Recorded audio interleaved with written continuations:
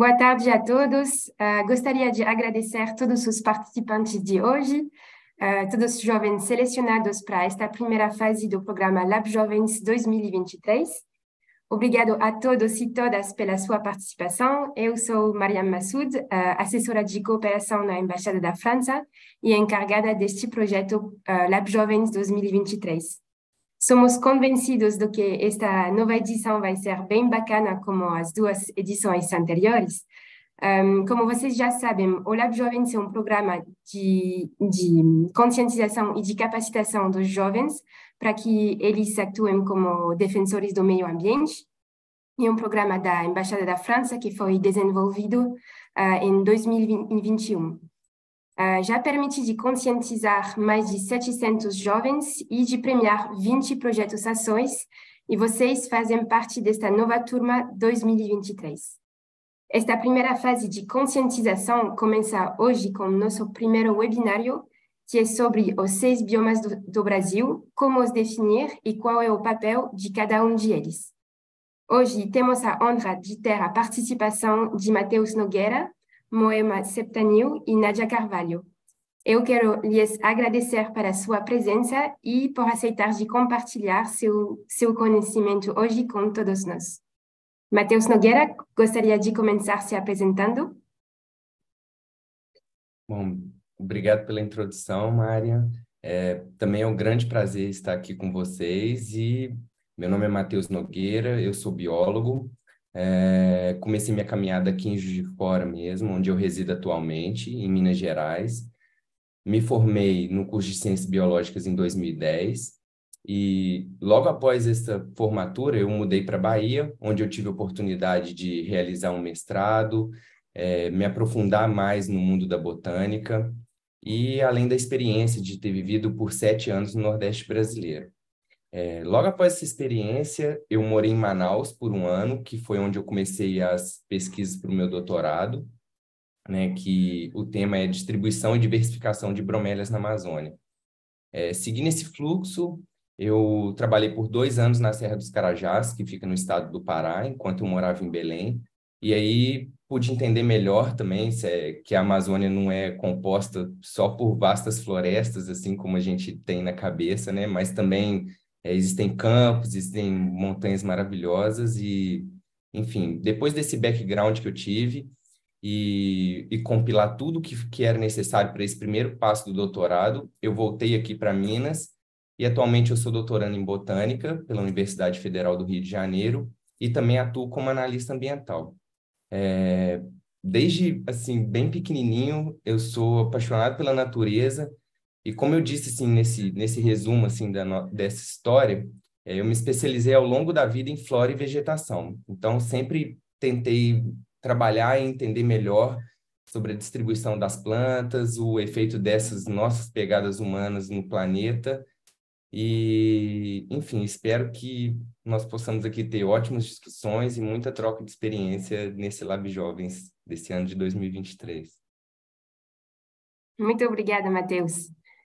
Moema, você quer continuar? Oi, sim, claro. Bom dia a todos. Primeiramente, queria agradecer o convite, né? É um prazer estar aqui conversando com vocês, falando desse tema tão importante. Bom, então, meu nome é Moema, eu sou bióloga também, e diferente do Matheus, eu fiquei no estado de São Paulo o tempo todo. Eu fiz a graduação na USP de Ribeirão, e aí depois eu me apaixonei por essa área de conservação, gestão ambiental. Eu fui fazer o mestrado na USP de São Carlos, e hoje eu estou lá ainda, fazendo doutorado. Estou terminando o doutorado na engenharia ambiental. O meu tema é gestão de áreas protegidas, impactos ambientais, conservação ambiental, essa área que eu desenvolvo minha pesquisa, né? E eu também sou analista de áreas protegidas da Fundação SOS Mata Atlântica. E nem o Matheus falou, essa área é apaixonante, né? A gente vai se aprofundando e sempre estuda mais, quer trabalhar nessa área, realmente é muito legal, tanto o trabalho, a pesquisa e poder compartilhar esses momentos com vocês e também conversar sobre esse tema com outras pessoas, é muito legal e acho que vai ser uma ótima conversa. Muito obrigada, Moema. Nádia, se você quer se apresentando. Primeiramente, é um prazer estar aqui com vocês. Me chamo Nádia Carvalho, eu sou zootecnista, formada pela Universidade Federal do Ceará. Né? Atualmente, eu também sou mestranda em Sistemática, Uso e Conservação da Biodiversidade. E ano passado, né, eu tive a grande honra de ter sido selecionada pelo programa Lab Jovens. E, em resumo, é um pouco disso, né? Como tanto o Matheus quanto a Moema falaram, essa área, né, de conservação é apaixonante. Então, quando a gente começa, a gente não quer mais sair dela, a gente quer continuar espalhando conscientização e conservação pelo mundo. É isso. Muito obrigada, Nádia. Vamos seguir aprofundando. Então, para iniciar, vamos tentar de entender melhor do que se trata hoje. E então, acho que é importante de começar com os dados importantes de lembrar sobre os biomas do Brasil. Matheus, você nos pode ajudar? Com certeza, Mari. Bom, vamos lá, vamos começar então. Ó. Bom, como vocês sabem também, e pode imaginar, no Brasil, aqui no nosso Brasil, nós somos agraciados, assim, né, por essa tamanha diversidade que nós temos de paisagens, de plantas, de animais. E, assim, eu vou apresentar agora uma visão geral, assim, dos principais biomas do Brasil, dos 5 dos 6 principais biomas do Brasil, que são ricos, são únicos em diversidade e também na importância ecológica, né? Cada um deles tem as características próprias, né? Que incluem também distintos tipos de vegetação e também abrangem diferentes estados brasileiros. Aí a gente vamos lá, né? Começar pela uma das maiores joias que a gente tem, que é a Amazônia, e ele é o maior bioma do Brasil, né? Cobre aproximadamente assim 50% do nosso território, entre 49% a 50%, e ela é composta basicamente por uma floresta densa, que é denominada como ombrófila, mas também possui as suas subdivisões, vamos dizer assim. Mas também, como eu falei na apresentação, ela é composta também por áreas de florestas abertas, por campos e também vegetações montanhas com vegetações rupestres, né? A Amazônia ela se estende pelos estados do Acre, Rondônia, Roraima, Pará, Amapá, Mato Grosso, uma parte do Maranhão e uma parte um pouquinho menor, mais ao norte do Tocantins, né? Seguindo aí, vamos falar agora do Cerrado, que ele é o segundo maior bioma do Brasil. Ele cobre por volta de 24% a 25% do território nacional e ele pode ser caracterizado pelas suas vastas savanas enormes, né, infindáveis, que podem incluir também florestas de galeria, campos limpos, campos sujos, veredas. E assim, para trazer um dado também, de acordo com essas publicações mais atualizadas, eles podem se distribuir em 28 fitofisionomias, né? E o que são essas fitofisionomias? São podemos dizer como são as formas de expressão dessa vegetação, tá?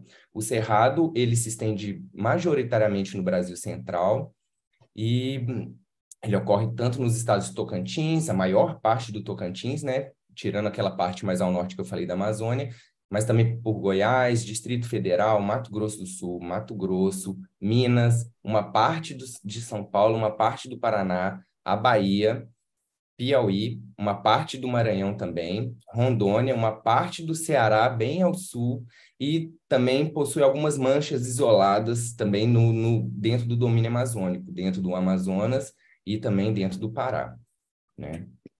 A Caatinga, seguindo agora também o fluxo, a Caatinga ela é um bioma que ele é exclusivo do Brasil, ele ocorre somente aqui dentro do Brasil.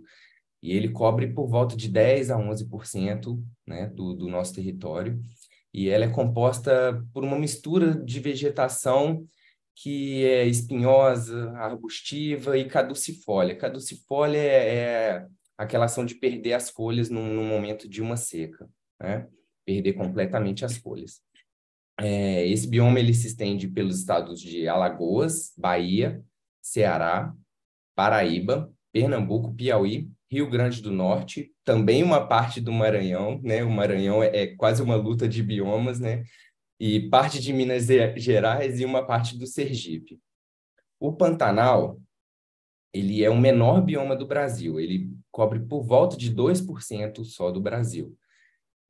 Mas ele também é conhecido pela grande biodiversidade que ele tem. Ele é predominantemente uma planície inundável, né? E a vegetação que a gente tem no Pantanal, ela varia também de acordo com essa sazonalidade dessas inundações, das chuvas. E aí varia também entre florestas semidecíduas, que são florestas que podem perder por volta de 50% a 70% das folhas no período de seca, mas também por savanas e por campos. É um bioma que se estende pelos estados de Mato Grosso e Mato Grosso do Sul. E, por fim, a gente tem o Pampa, né, ele fica no extremo sul do Brasil, também é conhecido como Campos Sulinos, e ele ocupa por volta de 2,1% do território brasileiro, um pouquinho a mais do que o Pantanal. E ele é caracterizado pelos vastos campos, né? Campos, assim, também, mais uma vez, infindáveis, assim como no Cerrado a gente tem savanas infindáveis, no Pampa nós temos campos infindáveis, e está hoje como um dos ecossistemas mais modificados no Brasil, principalmente devido à expansão da agricultura e pecuária, até por essa facilidade de serem campos de gramíneas, enfim. Simplesmente é muito mais fácil para a agricultura e para a pecuária se instalar num local desse, onde você não precisa ter modificações tão intensas. E aí, assim, agora, unindo todas essas informações, cada um desses biomas, ele é um mundo dentro dele mesmo, né?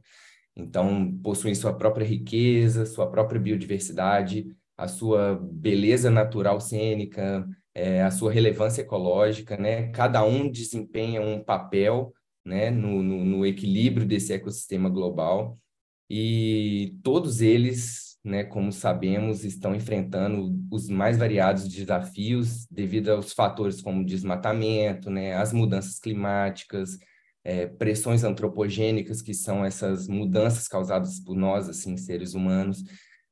E preciso lembrar também que todos esses biomas são áreas, assim, de uma diversidade incrível de vida, né? A Amazônia, por exemplo, ela abriga uma estimativa de 10% de toda a biodiversidade do mundo, né? Ou seja, a cada 10 espécies que a gente tem no mundo, uma está lá na Amazônia, né? O Cerrado, nós temos mais de 4.800 espécies de plantas endêmicas, né? Que são plantas que não são encontradas mais em nenhum outro lugar, são plantas restritas a esse ambiente, né? A Caatinga é o único bioma que é exclusivamente brasileiro, né? Então, é um santuário também de biodiversidade, né? As aves mais maravilhosas podemos ver, assim, às vezes em reportagens, né? Elas habitam a Caatinga. Então, assim, o Pantanal, apesar de ser o menor bioma, ele é considerado uma das maiores extensões, né, úmidas, de planícies alagáveis que nós temos no planeta, né? E tem também uma fauna muito rica e muito diversa, uma fauna e uma flora. O Pampa, ele é um dos ecossistemas mais ricos no mundo em questão de biodiversidade de gramíneas, né, que são as plantas que nós temos a maior distribuição vegetal, né, maior distribuição no mundo vegetal. Então, assim, essa variedade desses biomas no Brasil são duas mãos, né? A gente tem esse benefício, mas também precisamos lembrar que nós temos essa responsabilidade também, né, de conservação. Então, assim, enfrentamos, claro, desafios muito grandes, mas também temos grandes oportunidades, né, para proteger e para preservar. Então, fazendo isso, nós também não vamos proteger só essa biodiversidade maravilhosa que a gente tem, mas também o nosso próprio futuro como espécie, né? Então, assim, as ações que nós podemos tomar podem determinar o futuro desses biomas, mas também o futuro do nosso planeta, né, como um todo. Então, assim, cada um de nós, é importante a gente lembrar que cada um de nós tem um papel fundamental para desempenhar nessa tarefa, e seja através de promoção de prática sustentável, enfim, educação ambiental, né, como estamos fazendo, e a importância de conservação e também de políticas públicas, né, que protejam essas nossas joias. Muito obrigada, Matheus. Para ter panorama completo dos 6 biomas do Brasil, Moema, você pode completar esta introdução com os dados sobre a Mata Atlântica? Oi, sim, claro. Então, a Mata Atlântica, ela é um dos 6 biomas, né? Dos 5 que o Matheus apresentou, o 6º agora. Ela cobre 15% do território nacional e ela ocupa principalmente a faixa leste do país. E ela vai desde o Rio Grande do Sul até o Rio Grande do Norte. Ela está, então, bem espalhada, né? Ela está presente em 17 estados do país. E lá no Nordeste, lá para cima, ela ocupa principalmente a faixa mais próxima da costa, assim, mas mais para o Sul e Sudeste, ela acaba entrando bastante no interior, chegando até partes do Mato Grosso do Sul. Então, ela avança bem para dentro dos estados, né? Mata Atlântica, ela também, bom, todos os biomas são muito importantes, né? Cada um com a sua especificidade e maravilhosidade. E a Mata Atlântica, ela é considerada um patrimônio nacional pela Constituição Federal, e ela também é o único bioma que tem uma lei especial de proteção, que é uma lei datada de 2006. E, inclusive, a título de curiosidade, dia 27 de maio agora é o Dia Nacional da Mata Atlântica, tem que comemorar. E uma grande parte da população do Brasil vive no bioma da Mata Atlântica, apesar de que muita gente não sabe o bioma que onde eles moram, né? E da Mata Atlântica a mesma coisa, 72% da população mora no bioma da Mata Atlântica, e 80% do PIB do Brasil, ele é gerado, vamos dizer assim, em áreas dentro desse bioma, né? Então, ele está muito presente, muita gente na população, e muito importante também por isso, né? E outra coisa, essa distribuição longa da Mata Atlântica, vamos dizer assim, bem espalhada, ela comporta 9 das 12 grandes bacias hidrográficas do país. Então, ela tem um grande papel na qualidade da água, né, que a gente tem, e também do solo, no clima, ela influencia muita coisa assim. E também, com grande parte da população inserida, ela está muito envolvida em questões de pesca, agricultura, turismo da população, né? Aqui no bioma, aproximadamente, vamos dizer, um quarto da agropecuária do Brasil é produzida aqui, mas ela é responsável por metade da produção de alimentos também, por estar próximo às pessoas, né, e pelo desenvolvimento da área. E aí isso é importante pelo fornecimento de alimento, mas ao mesmo tempo a gente tem um grau de devastação do bioma muito grande, né? Hoje a gente tem apenas um quarto, vamos dizer, da cobertura florestal do bioma, que ainda está de pé, né? O resto já foi tudo degradado. E esse alto grau de ameaça da Mata Atlântica, aliado a um grau de biodiversidade elevado, né, de riqueza, assim, ela acaba sendo um hotspot mundial da biodiversidade também. E aí esse status de degradação e essa importância dela, ela acaba sendo também, que nem o Matheus falou, né, tipo, são áreas importantes para a gente restaurar, para a gente se preocupar, cuidar, né, conscientizar a população da importância. E alguns biomas a gente ainda consegue, vamos dizer, conservar eles, ou a gente realmente tem que restaurar para ele realmente chegar num nível adequado, assim, de equilíbrio dos ecossistemas. E é isso. Muito obrigada, Moema. Você falou na apresentação que você é analista de áreas protegidas. Você pode nos falar sobre a importância de criar estas áreas protegidas? Claro. As áreas protegidas, o que elas são, né? Elas são áreas definidas legalmente com o objetivo principal de conservar essa área, né? Então, as áreas são delimitadas e elas têm um status legal de proteção. Aí isso ocorre em todos os biomas, tá? Não é só na Mata Atlântica, é no mundo todo. E elas são uma ferramenta fundamental usada internacionalmente para conservar a biodiversidade e manter o equilíbrio dos ecossistemas, né? Além dessa conservação, as áreas protegidas, elas também têm outros papéis, assim, de desenvolver pesquisa nessas áreas, tanto sobre a biodiversidade, sobre o equilíbrio em processos ecológicos, né? Quais estratégias de conservação funcionam, enfim, são áreas muito ricas, assim, de importância, e ela também permite que sejam desenvolvidas atividades de educação ambiental para sensibilizar e conscientizar a população, né, da importância da conservação, e ter esse contato com a natureza, que muitas vezes a gente se afasta da natureza, né, muita gente vive em centros urbanos, e aí essas áreas protegidas, elas permitem esse contato com a natureza, essa aproximação, e passar importância para toda a população equilíbrio, né, de como é importante manter essas áreas em pé, assim, vamos dizer assim. No Brasil, a gente tem vários tipos de áreas protegidas. A gente tem as unidades de conservação, que são as mais conhecidas, vamos dizer assim, que aí estão dentro dos parques nacionais, que é onde a gente mais visita, né? Mas também tem as APPs, que são as áreas de preservação permanente, as reservas legais, e tem as terras indígenas e os territórios quilombolas. Tudo isso são áreas protegidas, né? Mas o que a gente tem mais contato, que são as unidades de conservação, a gente tem principalmente 2 tipos de unidade de conservação.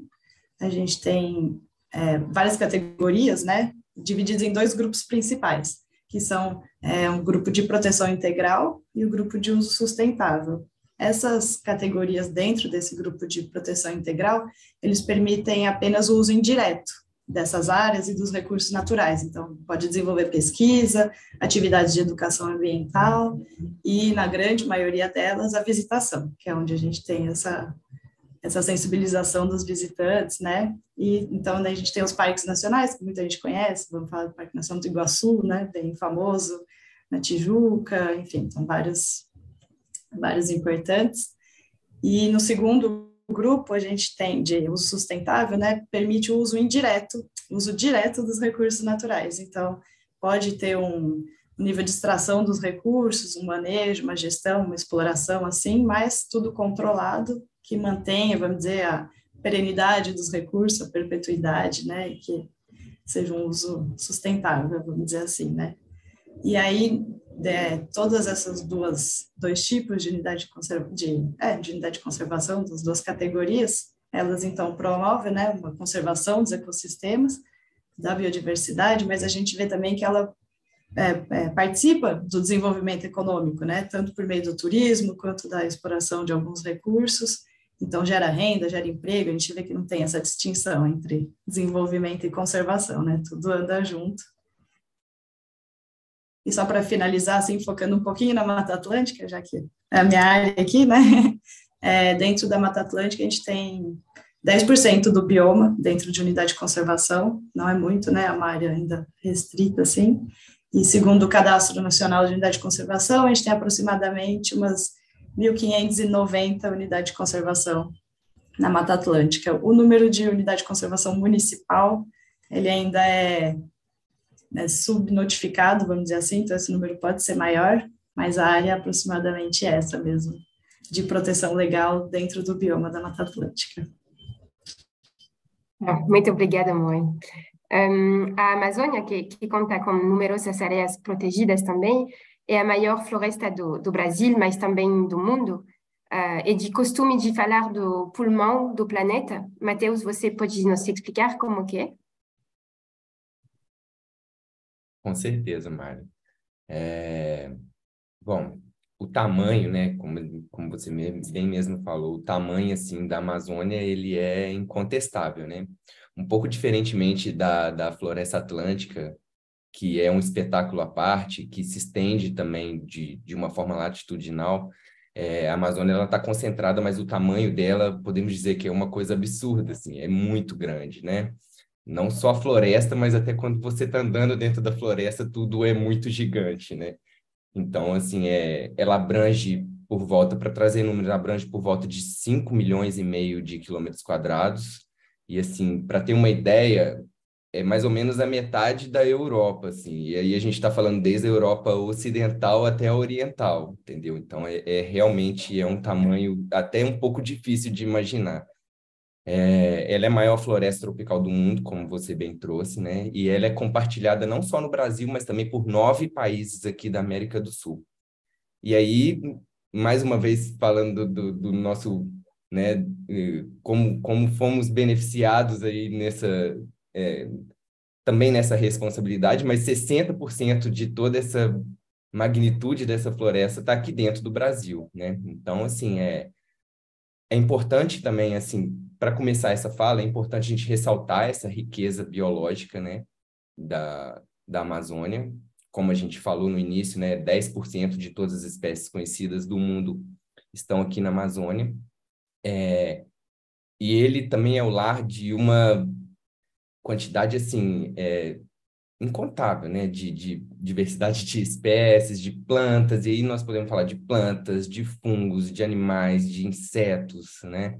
E, uma grande questão que a gente tem é que muito dessa diversidade ainda nem foi completamente estudada e, pior ainda, né?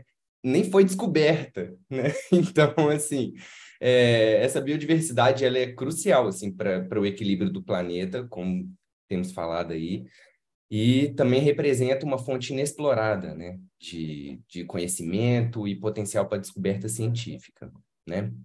No entanto, essa relevância da Amazônia, ela vai para muito além, assim, da diversidade, né? Ela também desempenha um papel crucial, nessa regulação do clima, né? Essas florestas, elas são, podemos dizer assim, que poderosos sequestradores de carbono, né? Absorve bilhões e bilhões e bilhões de toneladas de carbono todos os anos, né? De dióxido de carbono, enfim. E ajuda também a mitigar essas mudanças climáticas aí, que dia após dia nós entendemos melhor o que são, né? A gente está sentindo dia após dia na pele o que são as mudanças climáticas.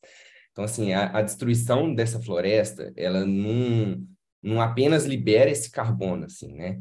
Mas também, além desse carbono que volta para a atmosfera, ela reduz essa capacidade global de sequestrar o carbono, né? E aí acelera ainda mais esse processo, né, de aquecimento global. Então, como você bem disse, a Amazônia, ela frequentemente é referida como o grande pulmão do mundo, né? Devido a essa capacidade dela de produzir os 20% do oxigênio da Terra através da fotossíntese, né? Precisamos lembrar que 80% é produzido nos oceanos e 20% é produzido pela floresta, porque a floresta produz, mas ela consome também, né? A árvore é um ser vivo como nós, né? E, assim, eu acho que uma fala melhor, assim, uma metáfora, podemos dizer assim, mais apropriada, é que ela pode ser o grande condicionador de ar do mundo, né? Porque ela desempenha um papel fundamental realmente, assim, né? Nessa regulação de temperatura, dos padrões de precipitação, e aí a gente não está falando só na Amazônia, né? A gente fala de toda a América do Sul, e assim, sem querer ser megalomaníaco, mas também podemos falar que, a certa medida, até globalmente, né? Então, essa evaporação da água, né, que existe na folha das árvores amazônicas, ela contribui para a formação dos famosos rios voadores, né, que são correntes de vapor de água, né, que são emitidos por essa evaporação das folhas, e aí eles meio que flutuam sobre a floresta, fazem toda aquela curva na Cordilheira dos Andes e distribuem a umidade, né, por grandes áreas do continente, assim, né? Então, assim, a interrupção desse processo de evapotranspiração dos rios voadores, ele pode ter implicações, assim, que devastador, que a gente não tem nem muita dimensão, né? Não tem nem muita dimensão. A gente tenta estudar isso, mas a gente não tem dimensão da interrupção desse processo que ele pode ocasionar, né?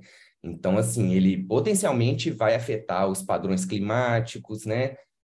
A agricultura, e isso, pior ainda, né, de regiões que vão muito além da floresta amazônica, tá? Então, assim, mais uma vez, né, queria salientar também essa urgência dessa preservação da Amazônia. É uma floresta que ela está constantemente sob ameaça, a gente vê aí ao longo dos anos, né? Então, assim, essa prática essas práticas insustentáveis de desmatamento, mineração, agricultura, isso tudo afeta muito, né, a Amazônia, não só a Amazônia, né, como todos os biomas, claro.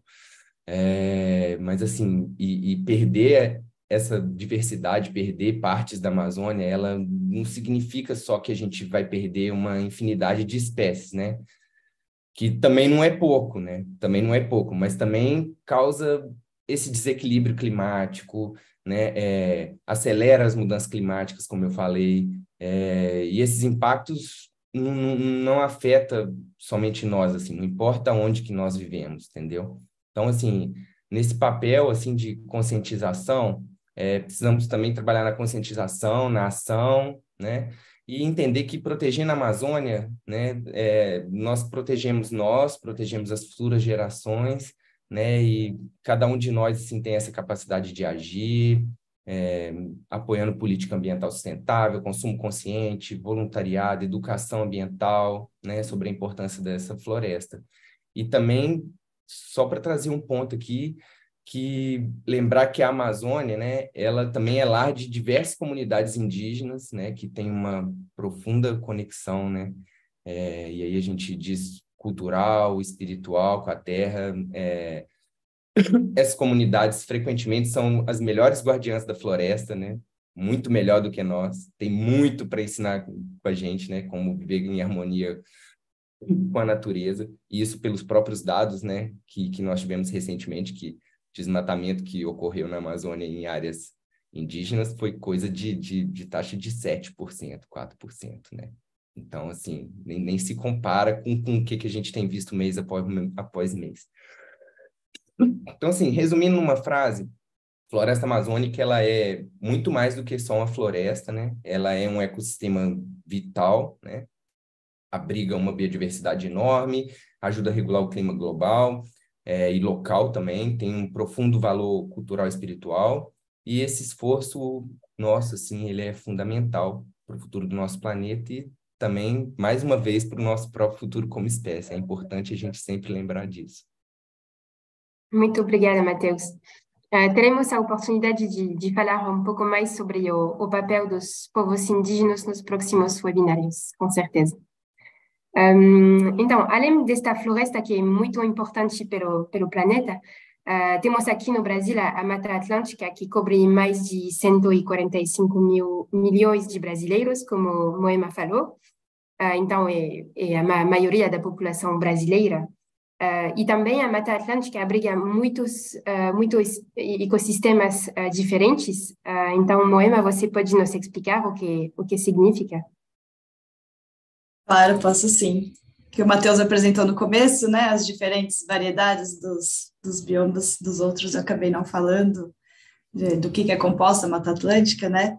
Então, ela tem uma ampla distribuição, né, 17 estados, então a gente tem latitudes variadas, altitudes variadas, então esse bioma ele tem uma grande variedade de ecossistemas. Tem, basicamente, né, florestas tropicais de diversas fitofisionomias, que a gente tem, então, por exemplo, a umbrófila densa, a umbrófila mista, que é a mata de araucárias, né, que acho que as pessoas conhecem bem com esse nome, a estacional semidecidual, enfim. E onde tem alguns outros ecossistemas associados também, que fazem parte da Mata Atlântica. Então, tem os manguezais, as restingas, alguns campos de altitude e alguns encraves de Mata Atlântica no Nordeste também, que são consideradas, né, que são algumas ilhas, assim. E aí, para essa ampla distribuição deles, todos têm características físicas, biológicas bem distintas, assim, e que variam justamente com a altitude, o clima, né, que varia bastante, o tipo de solo. Então, se a gente for pegar como exemplo, assim, a umbrófila densa, que acho que é o tipo de vegetação mais característico quando a gente pensa na Mata Atlântica, a floresta mais densa, bem exuberante, assim, árvores super altas, e uma biodiversidade muito rica, né, com bastante aves e várias espécies animais, vegetais, enfim. Aí a mata de araucária também, que é uma umbrófila mista, ela ocorre em maiores altitudes, né, a gente tem mais no sul do país, e o símbolo, que é a araucária angustifolia, né, então ela é bem característica, bem específica dessa fitofisionomia, e os mangues, para também exemplificar um pouco mais, ele é muito característico, né, nessa transição do ambiente terrestre, ambiente marinho, super ambiente com uma salinidade super alta, né, e que são árvores completamente adaptadas àquele local, que, assim, tem que ter toda uma característica para a sobrevivência, né, nessa região, e elas são muito importantes para proteger essa região costeira, justamente, tanto de vento, de marés, assim, elas formam um ambiente ali de transição, e que é importante para a alimentação de muitas espécies, para a reprodução de várias espécies, enfim. E então, assim, vendo essa grande variedade de espécies adaptadas, né, nessas regiões, a gente tem um dado também que aí não compara tanto com a Mata Atlântica de porcentagem, mas a gente tem 5% das espécies de vertebrados identificados até o momento na Mata Atlântica, né, do mundo na Mata Atlântica. Então, são mais de 2.000 espécies de vertebrados, e sendo que 1.000 deles é de aves, assim, a gente tem uma riqueza de aves muito grande na Mata Atlântica, e a flora também, né, são aproximadamente umas 20.000 espécies vegetais que a gente encontra no bioma, então é 5% da flora mundial também, e a gente tem uma taxa de endemismo muito alta, dessas 20.000, 6.000 a gente encontra só na Mata Atlântica, então é algo que, assim, potencializa mais ainda a importância da preservação dessa região, dessas áreas, porque essas 6.000 espécies, elas estão aqui nesse bioma, né? E se acaba o bioma, assim, a gente perde essas espécies, elas não vão ser encontradas em outros, elas não estão adaptadas para outros biomas. Então, de novo, né, que o Matheus estava falando, essas riquezas e esses endemismos são muito importantes, assim, para a gente conservar e conscientizar. Com certeza. Temos falado bastante sobre a Amazônia, a Mata Atlântica, mas temos um bioma que é bem específico do Brasil, que é o bioma Caatinga. Então, se, Matheus, você pode nos falar um pouco sobre suas especificidades? Posso, claro, Mário. E só pedir desculpa que eu tô tossindo, que eu acho que eu sou endêmico de áreas quentes. Então, assim, quando tem esse frio, assim, já me pega. Então, bom, a Caatinga, ela é realmente, assim, é uma joia que a gente tem, né? E às vezes uma joia um pouco subjugada, assim, no meu ponto de vista, né? Ele é um bioma que só tem aqui no Brasil, né? Realmente é uma maravilha natural. E o que que a gente pode trazer de informação? Por que que ele é essa maravilha natural? Porque ele é o retrato, assim, de uma adaptação e de uma resiliência, né? Ele tem uma diversidade enorme também de cores e vidas das mais diversas, e é surpreendente isso, né? Devido àquelas condições ambientais que a Caatinga tem, que são desafiadoras, né? Então, assim, a palavra mesmo, Caatinga, ela vem do Tupi-Guarani, que é Floresta Branca, e, assim, é um nome muito apropriado, né? Porque quando essa longa estação seca, né, que define bem a Caatinga, a vegetação perde suas folhas, né, que é uma característica decidual, né? E a paisagem, ela assume essa tonalidade esbranquiçada. E isso é muito interessante, assim, porque além dela pegar essa tonalidade, isso também ajuda, né, a ela no processo de reflexão dessa própria incidência luminosa que é intensa, né, na Caatinga e predomina ao longo do ano inteiro. Então, assim, é um bioma que, como eu falei, ele ocupa por volta de 10%, né, do território brasileiro, e ele é centralizado ali na região do semiárido nordestino, principalmente na região do semiárido nordestino, né? Temos aqui também em Minas, mas é principalmente no semiárido nordestino. É uma região, como falei, de clima seco, quente, as chuvas são muito irregulares, né? E os períodos de seca, como eu já bem vivi lá também e tenho essa recordação, podem ser 10 meses sem chuva direto, né? Então, assim, mas mesmo assim, e aí é isso que é muito interessante da Caatinga, né? Mesmo assim, apesar dessa condição extrema que ela tem, aos nossos olhos, né? Não aos olhos da vegetação, mas aos nossos olhos, apesar dessa condição extrema, a Caatinga, ela abriga uma diversidade, assim, também que tem números impressionantes, né? Alguns dos números aqui são mais de 1.000 espécies de plantas, 150 espécies de mamíferos, 180 de répteis, 45 de anfíbios, 600 de aves, 250 de peixes, aproximadamente, números aproximados, que habitam, né, esse ambiente. Então, assim, muitas dessas espécies são endêmicas, né? E aí, trago um exemplo, né, dessas plantas que a gente tem na Caatinga, aproximadamente 40%, né? É quase a metade, assim, das plantas são endêmicas. E, mais uma vez, lembrando, né, esse termo do endemismo, que é aquela coisa que é bem exclusiva, né? Isso obviamente, uma planta pode ser endêmica de uma região, pode ser endêmica de um país, mas é esse sentido de exclusividade, né? Então, assim, uma das principais características que nós temos na Caatinga é a vegetação, né? E ela se desenvolveu ao longo do tempo, né? E foi desenvolvendo uma amplitude de estratégias para sobreviver a essas condições de seca intensa. Então, assim, alguns exemplos, né? E exemplos clássicos que a gente tem, né? Muitas plantas da caatinga, assim, são... E aí, representantes, podemos trazer os cactos, né? Os arbustos muito espinhosos, né? Eles são suculentos, né? E aí significa que ali dentro eles armazenam a água, né? Aí essa água pode ser armazenada nas folhas, nos caules e até nas raízes também, né? Então, e temos também outras características, como, por exemplo, plantas que são pequenas, né? E possuem espinhos, escamas, enfim, elas desenvolveram essas estratégias até para minimizar também essa questão das folhas como espinhos e muito reduzidas. É uma estratégia para reduzir essa área, né?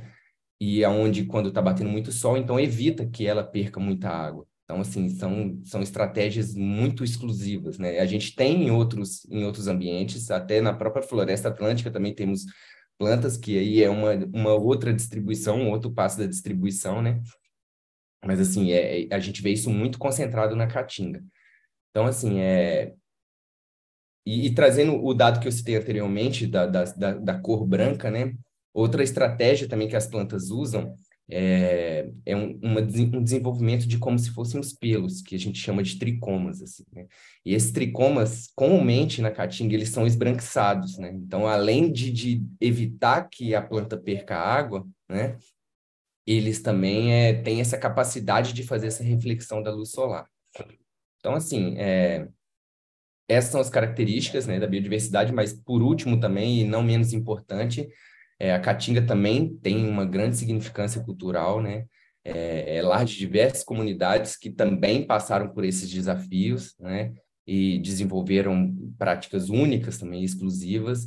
E, então, assim, preservar a caatinga não apenas também preservar a sua biodiversidade, mas também essa diversidade cultural que a gente tem no país. E, Nadia, que você mora em Fortaleza, que é atravessado pelo bioma Caatinga, então você conhece bem este bioma. Você pode nos dar sua observação ao nível local da Caatinga? Posso sim. Como o Matheus já falou, né, deu muita informação aqui sobre o bioma. Uma coisa que eu acho bem importante a gente falar é que a gente pensa assim, falamos de Caatinga, a gente pensa logo em ser um ambiente seco, uma vegetação seca, né, com espinhos, mas na verdade a gente tem de fato uma vegetação que varia bastante, né, uma vegetação diversa, e um ambiente extremamente adaptado a lidar com toda essa questão que a gente tem aqui nesse bioma. Então a gente tem esse período, por exemplo, a gente tem um clima que ele é predominantemente semiárido, com essas chuvas concentradas nesse início do ano. Hoje mesmo aqui estava chovendo, por exemplo, mas de fato a gente tem uma estação seca muito grande, né? E além disso, também os territórios aqui da Caatinga, eles são de origem, principalmente duas origens, né? Que é o cristalino e o sedimentar. Então, esse cristalino também, ele representa uma grande parcela aqui do nosso território, quando eu falo do Ceará. Me corrija, Matheus, qualquer coisa se eu estiver equivocada. Então, assim, a gente vê realmente essa questão dos próprios territórios e dessas espécies que são extremamente adaptadas. E mais do que isso, né, a gente vê a necessidade de conservar esse ambiente, visto que uma grande parte da cobertura vegetal original já não existe mais. Então, é mais ainda necessário essas medidas de conservação que a gente está conversando aqui ao longo desse diálogo nosso, certo? Eu acho que é isso que eu tenho para falar aqui da Caatinga também. Matheus, você quer adicionar algo? Só queria trazer uma informação também, que isso também pega um pouco também do que a Moema falou. Realmente essa diversidade e principalmente essa matriz cristalina que você trouxe, ela aí podemos citar a Cadeia do Espinhaço, e vocês também têm uma serra muito linda aí perto de Fortaleza, né? Um pouco mais ao sul, não lembro o nome agora, mas inclusive tem uma espécie endêmica de bromélia lá, eu já fui lá até coletar ela. E aí, muito disso traz um pouco da fitofisionomia da Floresta Atlântica, que são aqueles enclaves, né, que a Moema trouxe. Então, aí, realmente, aí você tem outros fatores afetando, que é a altitude, aí aumenta a umidade, né? Então, a gente tem dentro desse domínio da Caatinga, a gente tem alguma outra fitofisionomia que, devido a essas condições ambientais, ele se apresenta de uma forma que é totalmente diversa dos ambientes laterais, né? Temos também, no Pernambuco, tem muitos brejos de altitude também, que são lugares, assim, que parece que você está na Floresta Atlântica de São Paulo, assim, né? Que é uma floresta atlântica que eu tenho na minha memória, que eu acho que é o lugar mais úmido que eu já fui, inclusive mais do que alguns lugares da Amazônia. É. Então, era trazer esse complemento, realmente, assim, foi ótima essa troca de experiência aí que a Nádia trouxe, que estar dentro é outra coisa, né? Obrigada. Então, falando das flores sim, das flores, as florestas do Brasil abrigam gigantes quantidades de flores e de faunas endêmicas. Qual é o seu papel, verdadeiramente, Matheus? Bom, Mari, assim, tentando não ficar muito repetitivo, mas eu sempre gosto de começar assim por esse lado, mas essa biodiversidade, né, ela que reside nessas florestas, né, e nesses ambientes, eles têm um papel vital, assim, né, não apenas para a saúde do ecossistema, mas para a humanidade, né. Como eu falei, sem querer ser repetitivo, mas é sempre bom a gente martelar essa questão, né. Então, assim, é uma fonte inestimável de conhecimento, isso com certeza, sabe? E tem implicações que, como você trouxe, significativa na área científica, médica, e além disso também, né? Em termos científicos, né? A biodiversidade ela é crucial assim, para a compreensão dos processos ecológicos, né? Históricos e evolutivos, né? Para a gente entender melhor como que tudo caminhou, né? Entender de onde viemos para entender para onde vamos, né? Então, assim, cada espécie, ela desenvolve esse papel único dentro do ecossistema.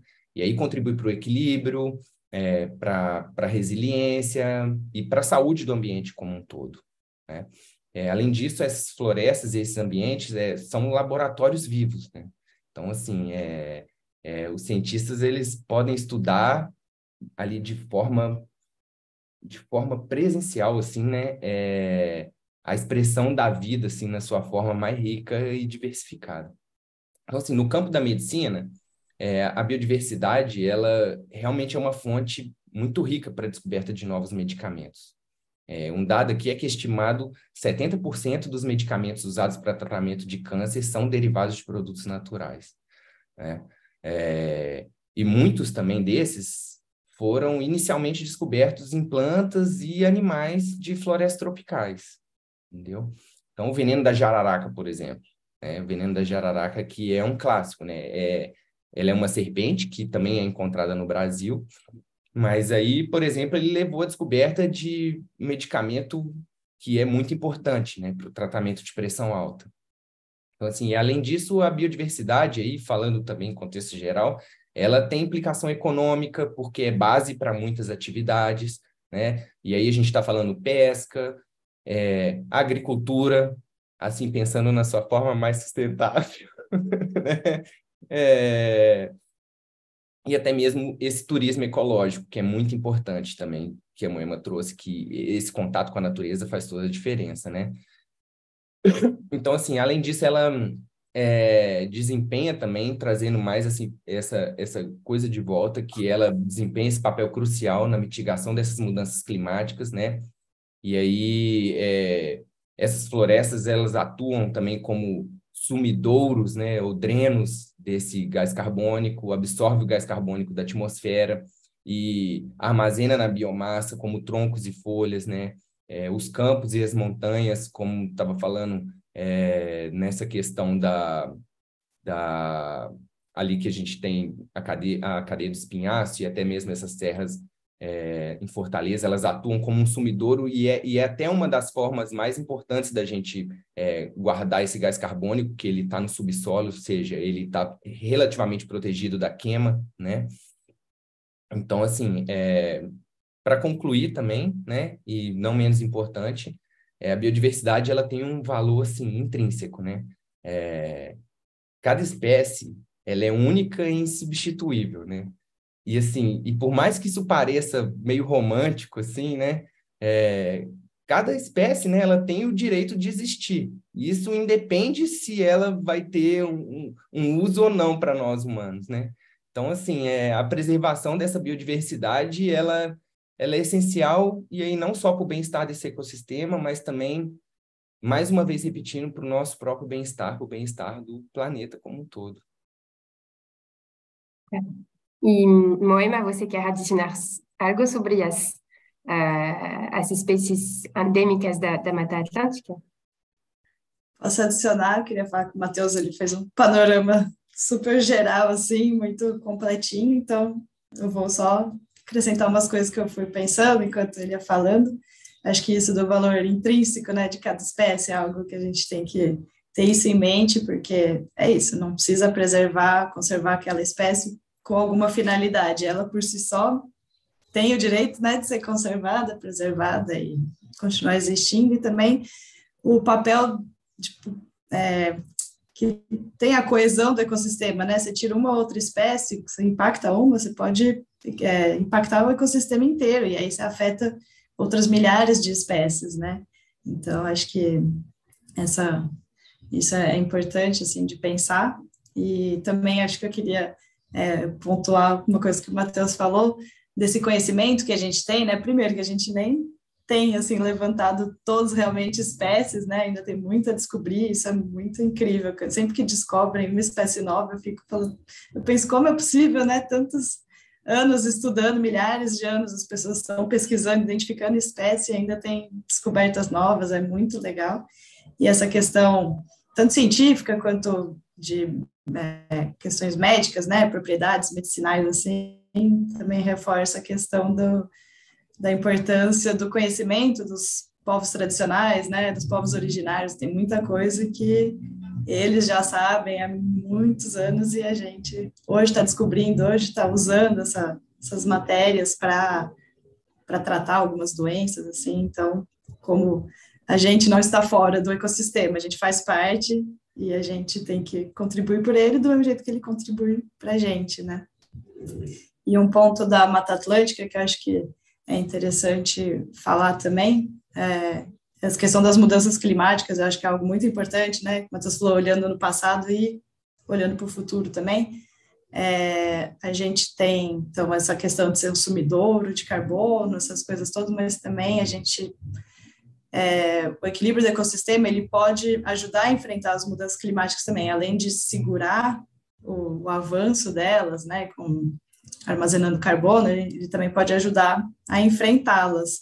A gente tem, na Mata Atlântica, não sei se vocês devem lembrar dos deslizamentos que teve no Carnaval, aqui na Serra do Mar, assim. A Mata Atlântica, ela tem um grande papel para reduzir, vamos dizer, os deslizamentos, né, a contribuir para evitar isso. A cultura florestal, manter ela de pé, ela é muito importante para maior estabilização do solo, ela absorve mais água, então ele não fica encharcado, reduz escoamento superficial, reduz a erosão, então uma floresta em pé, ela reduz os riscos de deslizamento de terra, então reduz todos os impactos que a gente tem, principalmente em área costeira ou áreas de declive elevado, né, e também ajuda a enfrentar marés altas, vento, tempestade, assim, então além dela reduzir a floresta em pé, vamos dizer assim, né? Além dela contribuir para reduzir a quantidade de carbono na atmosfera, ela também pode ajudar, e isso é muito importante, manter esses ecossistemas pode ajudar, assim, diretamente o ser humano a enfrentar, vamos dizer assim, os efeitos das mudanças climáticas, os efeitos mais trágicos, assim, né, que a gente vê com essas chuvas e os impactos que tem. E isso também acho que é muito importante, e no futuro vai ser cada vez mais, então a gente precisa pensar tanto a frear as mudanças quanto enfrentá-las, né? Sim. Muito obrigada. Agora que sabemos um pouco mais sobre os papéis principais dos biomas do Brasil, sabemos que eles têm uma importância muito grande. E para atuar pela preservação destes biomas, precisamos de conscientizar os jovens brasileiros. Então, Nádia, você pode nos falar um pouco sobre o seu caminho de conscientização sobre o meio ambiente, a biodiversidade e seu bioma também?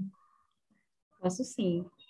Quando penso na palavra conscientização, né, para iniciar esse diálogo, eu penso em conhecer, porque quando a gente conhece, né, a nossa fauna, a nossa flora, a gente começa a entender o porquê a gente precisa conservar, a gente precisa cuidar, a gente precisa proteger, e como a gente vai fazer isso, né? Como a gente pode conservar, como a gente pode cuidar, como a gente pode proteger.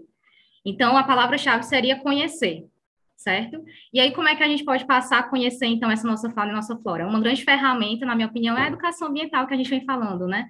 Que ela serve aí para a gente aprender mais, né, sobre aquilo que nos cerca. E falando sobre o que nos cerca, acho que a gente também tem que ter esse olhar de não apenas ver, mas enxergar, observar que a gente faz parte de um todo, que a natureza, que a gente faz parte da natureza, né? Que a gente está presente nisso tudo, que a gente precisa da água, que a gente precisa da árvore. Então, quando a gente fala de conscientização, em resumo, acredito que seja isso, e uma ótima forma da gente conseguir adquirir essa conscientização também é participar de ONGs, de projetos de conservação, de projetos de extensão, tudo aquilo que nos aproxima dessa biodiversidade, né? Para que a gente possa, de fato, conhecer aquilo que a gente tem no nosso país. Sim. E falando dessa conscientização que você já começou e fez, você participou da edição anterior do programa Lab Jovens, que estava sobre a preservação da biodiversidade do oceano e dos rios no Brasil. Então, você pode nos falar um pouco sobre o projeto que você está desenvolvendo neste momento? Posso sim. No caso, o projeto se chama Ecomar, né? E esse projeto ele surgiu, né, do diálogo com avicultores, que são cultivadores de alga, e também por conta de uma revisão, né, feita ali na questão da bibliografia científica, no qual foi percebido, né, que estava tendo uma redução tanto dos bancos naturais de algas, quanto também de fanerógamas marinhas, angiospermas marinhas, né? E a grande questão disso é que eles servem de alimento, podem servir de proteção, de descanso para várias espécies. Então, a gente tem, por exemplo, o peixe-boi marinho e as tartarugas marinhas, como a tartaruga verde, né, utilizando a alga como alimento. Também a angiosperma marinha, conhecida que a gente chama, né, de capim-agulha, como alimento. E aí temos também, por exemplo, os peixes, lagosta, camarão, utilizando o capim-agulha como descanso, como proteção. E aí, quando a gente pensa nisso e pensa numa comunidade como a de Capuí, né, que é uma comunidade que fica ali entre áreas de proteção ambiental e que depende direto ou indiretamente da pesca, a gente começa a perceber aquela história também que eu tinha falado, da gente entender que a gente faz parte de um todo, que a gente faz parte da natureza. Então, se eu tenho esse capim, eu tenho esse peixe que está conseguindo crescer protegido. Então, eu tenho a pesca.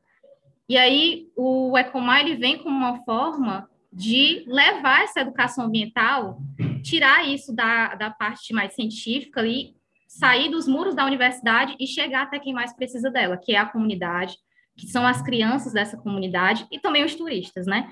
E aí ele tem duas frentes. A primeira é um livrinho, né, que eu trouxe até para mostrar para vocês, que é o Ecomar, e a segunda frente é um museu itinerante, né? E esse livrinho, inclusive falando um pouco mais dele, ele visa também retratar a própria comunidade. Então, a gente vai estar falando no livrinho sobre Capuí, sobre as espécies que tem em Capuí.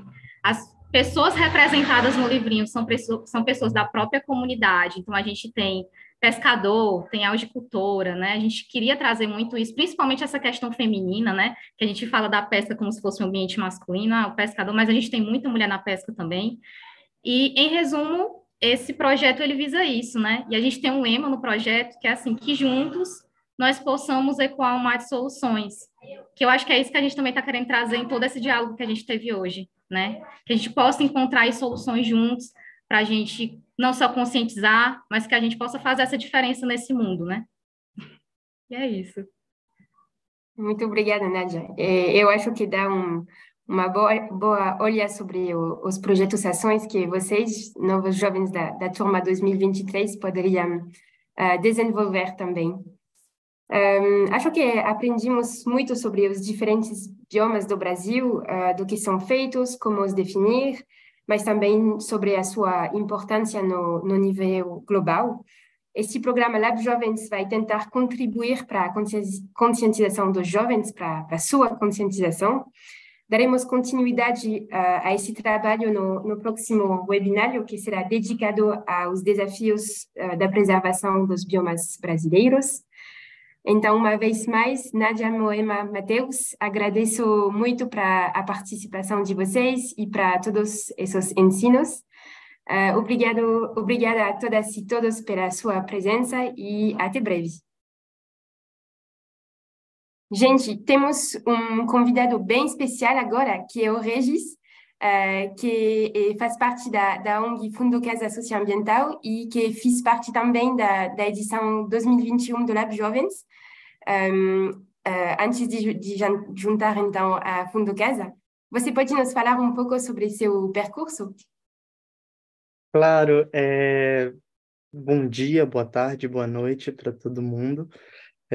Sou o Regilon, né, o Regis do Fundo Casa, e antes de ingressar aqui no Fundo Casa, eu trabalhava numa empresa de ecoturismo e esportes de aventura em Juquitiba, onde eu tive esse contato mais próximo com a sustentabilidade, onde eu já desenvolvia alguns projetos socioambientais aqui na cidade onde eu moro, em Juquitiba, uma cidade rica em recursos hídricos, considerada uma das cidades mais verdes do estado de São Paulo, com uma faixa contínua e sendo o portal da Mata Atlântica para a maior faixa contínua de mata preservada, que se estende até o norte ali de Santa Catarina.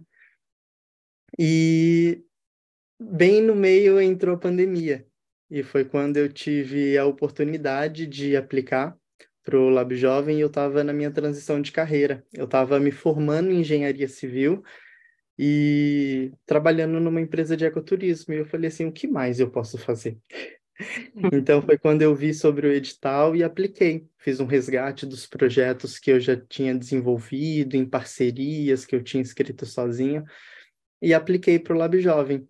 E a partir dessa experiência de ter uma jornada de webinars, de aprender a desenvolver projetos, despertou essa vontade ainda maior. Foi quando eu comecei também o voluntariado no Fundo Casa, onde minha cabeça fez assim para o mundo socioambiental, sobre as oportunidades, as diversas linhas de frente de atuação, de preservação. E foi quando eu tive essa oportunidade incrível. Então, eu entrei no Fundo Casa a partir do Lab Jovens, e estou desde então nessa pegada de estar engajado com a juventude, de falar um pouco mais sobre a preservação. Na edição que eu participei, a temática era preservação dos rios e oceanos e o combate ao microplástico, né? Então, foi um projeto sobre a limpeza de 2 rios que passa aqui na minha cidade. Então, foi uma experiência incrível. E, a partir disso, o Lab Jovem me abriu outras portas, assim como para além do Fundo Casa, né? Tive a oportunidade de integrar o Comitê Consultivo para a Cooperação da União Europeia aqui no Brasil, que é o Youth Sounding Board, e onde eu tive a oportunidade de conhecer a Embaixada da França em Brasília. Também. Que legal. Dentro das suas missões na Fundo Casa e nas suas outras atividades, você tem este objetivo de conscientizar a população brasileira e, em particular, a juventude. Por que é tão importante para a preservação dos biomas do Brasil? É importante para a preservação dos biomas do Brasil a juventude estar engajada, porque a gente está presente em todo esse território e é importante a gente trazer para a pauta de discussão a nossa atuação enquanto juventude, que a gente esteja inserido nesses espaços para atuar e para ter voz e para participar.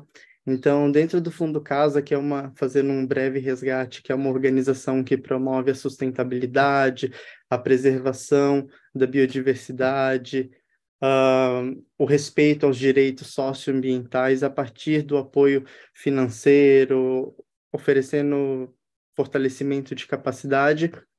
E o Fundo Casa é uma organização que foi criada de ativistas para ativistas, né? Que entenderam que a única forma da gente proteger todos os 6 biomas, todos os ecossistemas do planeta, é fazendo com que o recurso chegue na mão dessas pessoas, desses povos tradicionais, dessas comunidades indígenas, quilombolas, pescadores, extrativistas, de uma gama muito variada, e onde a juventude entra nesse papel de também fazer essa ação de preservação dos biomas, porque todos esses ecossistemas têm um serviço de regular o nosso clima. Então, se a gente hoje tem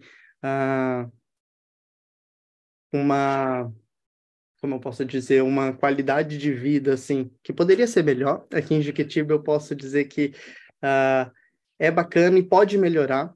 É preciso que haja esse cuidado, essa preservação, esse entendimento de que quem está fazendo isso há milhares de anos nunca receberam apoio.